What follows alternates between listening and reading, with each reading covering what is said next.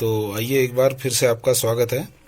मैं जहाँ पे कल छोड़ा था वहीं से आपको और शुरू कर रहा हूँ। तो कल मैंने आपको मेल में पबर्टी यानी कि बालकों में पबर्टी कैसे होती है, यौनारंभ कैसे होता है समझाया था। आज मैं फीमेल में कैसे होता है यानी बालिकाओं में कैसे होता है ये समझाऊंगा। तो कल मैंने आपको जैसे कि थोड़ा अगर रिवीजन करें तो मैंने आपको बताया था कि गर्भावस्था होती है, शैशवावस्था होती है, बाल्यावस्था होती है और उसके बाद यहाँ किशोरावस्था होती है।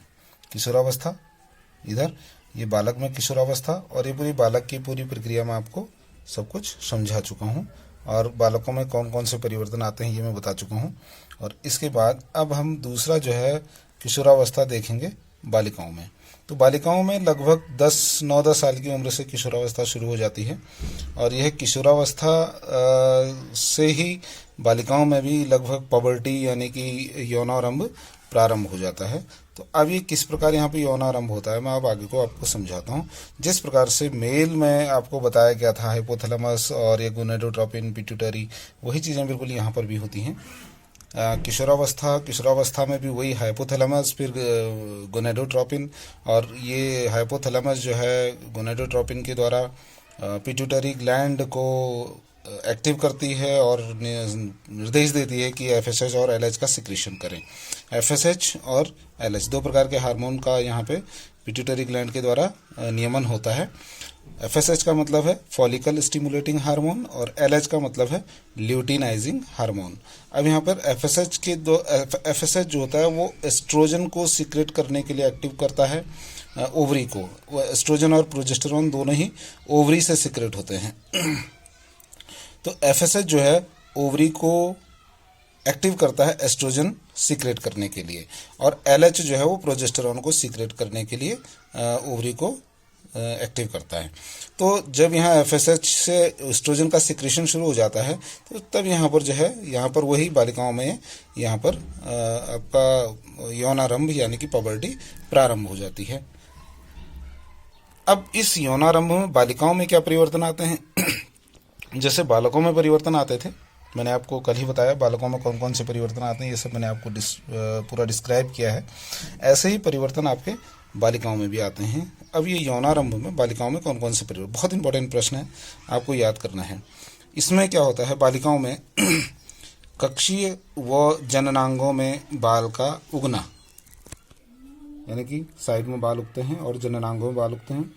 बाह्य जननांग व वक्षों का विकास, बाह्य जननांगों का विकास होता है। वक्ष यानी कि स्तनों का बनना होता है, स्तनों का विकास होता है। श्रोणी मेखला का चौड़ा होना, श्रोणी मेखला होती है आपकी कमर की हड्डी, तो ये कमर की हड्डी बालिकाओं में चौड़ी हो जाती है। जांघ, नितंब यानी कि हिप्स, और चेहरे पर वसा का जमना प्रारंभ हो जाता है। रजोधर्म, मासिक धर्म कहते हैं इसको, या फिर मेंस्ट्रुअल साइकिल जिसको कहते हैं एमसी, ये यहाँ पर प्रारंभ हो जाती है। और इसी के साथ साथ मेंस्ट्रुअल साइकिल के साथ साथ ही अंडोत्सर्ग का अंड का भी यानी कि ओवम का बनना भी शुरू हो जाता है। ओवम का बाहर निकलना प्रारंभ हो जाता है। इसके बाद इसी तरीके से अन्य मनोवैज्ञानिक विकास भी यहाँ होते हैं। अन्य मनोवैज्ञानिक विकास में मैंने आपको जैसे मेल में होते हैं वैसे ही फीमेल में भी, बालिकाओं में भी इसी तरीके के विकास होते हैं और मनोवैज्ञानिक विकास। तो अब ये तो है आपका फीमेल में किस तरीके से पबर्टी होती है। इसके बाद मैं आपको समझाऊंगा कि किस प्रकार फीमेल रिप्रोडक्टिव सिस्टम, मतलब फीमेल का रिप्रोडक्टिव सिस्टम क्या होता है, ये मैं समझाऊंगा। ये है मानव मादा जनन तंत्र यानी कि फीमेल रिप्रोडक्टिव सिस्टम, ह्यूमन का फीमेल रिप्रोडक्टिव सिस्टम ये है। इसमें बहुत इंपॉर्टेंट चीज़ है, इसका चित्र बनाने के लिए आता है, आपको एग्जाम में इसका चित्र बनाना सीख लेना चाहिए। इस मादा जनन तंत्र में आप जो पूरा देख रहे हैं इसमें मेन सबसे पहले 3 लेयर बहुत इंपॉर्टेंट होती हैं। सबसे अंदर जो रेड कलर की लाइन जो आपको ये जिगजैग में दिख रही है, अंदर सबसे अंदर जो जिगजैग में आपको दिख रही है लाइन, ये लाइन है, ये जो है ये अंदर की रेड जो परत है इसको कहते हैं एंडोमेट्रियम। ये और यहाँ भी ये और यहाँ पर ये चारों तरफ होती है, इसको एंडोमेट्रियम कहते हैं। इसके बाद ये सेकंड लेयर ये दिख रही है आपको, ये चीज़ और ये, इसको कहते हैं मायोमेट्रियम, बाहर की परत है। एंडोमेट्रियम, फिर बाहर मायोमेट्रियम, उसके बाहर अंतिम परत जो होती है इसको पेरीमेट्रियम कहते हैं। ये 3 परतों से बनी हुई संरचना होती है। इसके अतिरिक्त इसमें जो बीच का हिस्सा दिख रहा है इसे गर्भाशय यानी कि यूट्रस कहते हैं। गर्भाशय कहते हैं। और गर्भाशय से थोड़ा नीचे आएंगे तो यहाँ पर जो थोड़ा हिस्सा दिख रहा है आपको, इसको सर्विक्स कहते हैं। इसके नीचे जो ओपन है इसको वजाइना कहते हैं, वजाइना। इसके बाद इम्पोर्टेंट पार्ट इसमें जो है वो ये चीज़ है, ये है ओवरी। एक फीमेल में 2 ओवरी होती हैं, एक इधर है एक इधर, एक लेफ्ट एक राइट। और ऐसे ही 2 फैलोपियन ट्यूब होती है, एक फैलोपियन ट्यूब ये है और एक फैलोपियन ट्यूब ये है। और इसमें प्रति 1 माह में एक बार अंडा यहाँ बनता है, एग यानी कि ओवम यहाँ बनता है, और अगले 28 दिन में ओवम यहाँ बनता है। एक बार यहाँ से एग रिलीज होता है, एक बार यहाँ से एग रिलीज होता है। यहाँ से एग बनकर जो है ये फिमरी, ये जो इसमें अंगुलीनुमा संरचना है इनको फिमरी कहते हैं। तो यहाँ से एग जो है वो यहाँ से निकल कर इस फैलोपियन ट्यूब में आ जाता है 1 माह में यहाँ से। फिर अगले माह में यहाँ से एग निकलेगा, वो इस फैलोपियन ट्यूब में आएगा। तो प्रत्येक माह जो है यह बदलता रहता है और इस प्रकार से इसमें एग रिलीज होते हैं। तो ये एक फीमेल रिप्रोडक्टिव सिस्टम है। इसके बाद एग कैसे बनता है और एग से कैसे हार्मोन्स का सिक्रेशन होता है, ये मैं अभी आपको एग के टीएस में समझाऊंगा। तो अगला हमारा टॉपिक है एग यानी कि ओवरी का टीएस। ओवरी का टीएस में आपको समझाऊंगा, उसमें आपको समझ में आ जाएगा कैसे एस्ट्रोजन और प्रोजेस्टेरोन का सिक्रेशन होता है। तो ये सामान्य संरचना अभी मैंने आपको चित्र दिखाया था, ये वही चीज़ है। यहाँ पर ये ओवरी है और इस ओवरी का अगर हम टीएस काटते हैं तो ओवरी हमको कुछ इस तरीके की दिखाई देती है। ये इसकी यहाँ से जो नाल आ रही है और ये ओवरी, और यहाँ से ये नाल यहाँ दिखाई दे रही है। इसमें आपको रेड और ब्लू कलर के 2 लाइंस दिख रही हैं, ये ब्लड वेन्स हैं, ब्लड वेसल हैं। यहाँ से रक्त का आदान प्रदान इसमें ओवरी के अंदर होता है। ये पूरा ओवरी का टीएस है। इस ओवरी के टीएस में बहुत इंपॉर्टेंट चीज़ क्या क्या है आपको पता होना चाहिए कि अंडोत्सर्ग ओवरी से होता है, ओवरी से एग बनता है। ये जो है Graafian follicle, mature Graafian follicle कहते हैं। ये एक मेच्योर ग्राफियन फॉलिकल है, इसके अंदर ये आपको एग दिखाई दे रहा है और ये बर्स्ट होता है, टूटता है। टूटने के बाद जो है ये एग यहाँ से रिलीज हो जाता है, बाहर निकलता है और बाहर निकलकर ये फैलोपियन ट्यूब में पहुँचता है। अब ये एग के बनने की प्रोसेस क्या होती है इसको मैं आपको समझाऊंगा पहले।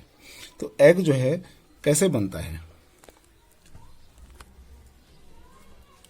यहाँ पर आप देख रहे हैं फॉलिकल, ये जो है प्रीमोर्डियल फॉलिकल है जहाँ से एग बनना प्रारंभ होता है। ये प्राइमरी फॉलिकल्स हैं, ये मेच्योर फॉलिकल हैं, नहीं सॉरी, ये डेवलपिंग फॉलिकल्स हैं जो डेवलप हो रहे हैं अभी। ये एग बन रहा है, लगभग एग बनने की प्रोसेस में है, ये डेवलपिंग फॉलिकल कहलाते हैं। ये एक मेच्योर ग्राफियन फॉलिकल है। मेच्योर ग्राफियन फॉलिकल के अलग अलग पार्ट होते हैं। सबसे अंदर आपको दिख रहा है ये एग है, सबसे अंदर जो है ये एग है। और इसमें जो व्हाइट कलर का दिख रहा है आपको खाली स्थान, इसे एंट्रम कहते हैं, ये खाली स्थान है। और इसे ऊसाइड भी कहते हैं, एग को ऊसाइड। इसके बाहर की परत को इसे जोना पेल्यूसिडा कहते हैं। इसके बाहर जो रेडिया दिख रहा है इसको कोरोना रेडिएटा कहते हैं, कोरोना रेडिएटा। और इसके बाहर ये जो दिख रहा है आपको रेड, ये थीका इंटरना है। और इसके बाहर की जो परत है ये इसको कहते हैं थीका एक्सटर्ना। एक्सटर्ना मतलब बाहर और इंटरना मतलब अंदर। तो ये इसके पार्ट्स हैं और ये पूरा जो है एक मेच्योर ग्राफियन फॉलिकल है। ये मेच्योर ग्राफियन फॉलिकल से जब ये मेच्योर होता है तो उसके बाद ये ऊसाइट यानी एग जो है ये इसका बर्स्ट हो जाता है। बर्स्ट होने के बाद ये एग जो है बाहर रिलीज हो जाता है, बाहर निकल जाता है ना। ये रप्चर्ड होता है, ये लिखा है यहाँ पे रप्चर्ड ग्राफियन फॉलिकल। रप्चर होने के बाद यहाँ से जो है ये एग दिख रहा है आपको, एग जो है ये लिबरेट हो जाता है, बाहर निकल जाता है। इसके बाद जहाँ एग वाली जगह थी उस जगह पर ब्लड क्लॉट बन जाता है। और इसके बाद जो संरचना बनती है इसे कहते हैं कॉर्पस ल्यूटियम। ये एक मेच्योर कॉर्पस ल्यूटियम है, ये अर्ली कॉर्पस ल्यूटियम है। एग बनने के बाद ये अर्ली कॉर्पस ल्यूटियम, और इसके बाद ये अर्ली कॉर्पस ल्यूटियम जो है ये आपका मेच्योर कॉर्पस ल्यूटियम बन जाता है। और ये कॉर्पस ल्यूटियम में अंदर जो है यहाँ पर ब्लड क्लॉट बनता है और ये जो है ल्यूटिनाइजिंग हार्मोन को सीक्रेट करता है। जैसे मैंने अभी आपको ऊपर बताया था, यहाँ पर FSH एस्ट्रोजन और LH प्रोजेस्टेरॉन। तो यहाँ पर FSH जो होते हैं, जो ये प्रीमोडियल सेल्स जो इसकी हैं जो एग बनने के लिए तैयार हो रही हैं, इनसे एस्ट्रोजन का सिक्रेशन होता है। और प्रोजेस्टेरॉन का सिक्रेशन जो है वो आपके कॉर्पस ल्यूटियम, इसको हिंदी में पीत पिंड कहते हैं, इसके द्वारा सिक्रेशन होता है। तो ये रहा आपका टीएस ऑफ ओवरी, ओवरी का टीएस। अगर हम एक मनुष्य के अंडाणु की बात करें तो मानव अंडाणु इस तरीके का दिखाई देता है। इसमें सबसे अंदर जो है, अंदर का पार्ट, इसे न्यूक्लियस कहते हैं। ये आपको दिखाई दे रहा है, इसमें ये न्यूक्लियस है। ये इसकी सेल मेम्ब्रेन, जो बाहर की लेयर, इसको सेल मेम्ब्रेन कहते हैं। और इसके अंदर ये साइटोप्लाज्म कहलाता है। ठीक है, इसके अंदर का द्रव पदार्थ साइटोप्लाज्म, और ये न्यूक्लियस, और ये सेल मेम्ब्रेन कहलाता है। इसकी लगभग आपकी जो गोलाई, ये लंबाई जो है इसकी 0.01 mm होती है लगभग। तो ये आपके एग की एक संरचना है। तो ये मैंने आपको आज समझाया नर और मादा में यौनारंभ कैसे होता है और क्या इनमें बदलाव आते हैं। बहुत इंपॉर्टेंट प्रश्न है। कभी नर में पूछा जाता है बालकों में यौनारंभ में कौन कौन से परिवर्तन आते हैं, और कभी कभी मादाओं में यानी कि बालिकाओं में यौनारंभ कौन कौन से परिवर्तन आते हैं, ये आता है। और इसमें अगला प्रश्न बहुत इंपॉर्टेंट आता है, टीएस ओवरी, ओवरी के टीएस की संरचना बनाना। इसमें एक अंदर से द्रव पदार्थ भी होता है। इस द्रव पदार्थ को इसको स्ट्रोमा कहते हैं। बताना आपको भूल गया मैं। अंदर एक प्रकार का द्रव पदार्थ जिसे स्ट्रोमा कहते हैं। तो ये ओवरी का टीएस है। बहुत इंपॉर्टेंट प्रश्न है। और बाकी फीमेल रिप्रोडक्टिव सिस्टम भी चित्र बनाने के लिए आता है और वर्णन करने के लिए भी आता है। तो ये है फीमेल रिप्रोडक्टिव सिस्टम, और आपको याद करना है। धन्यवाद। अगले एपिसोड में फिर मैं आपको नेक्स्ट टॉपिक लेके आऊँगा। Thank you.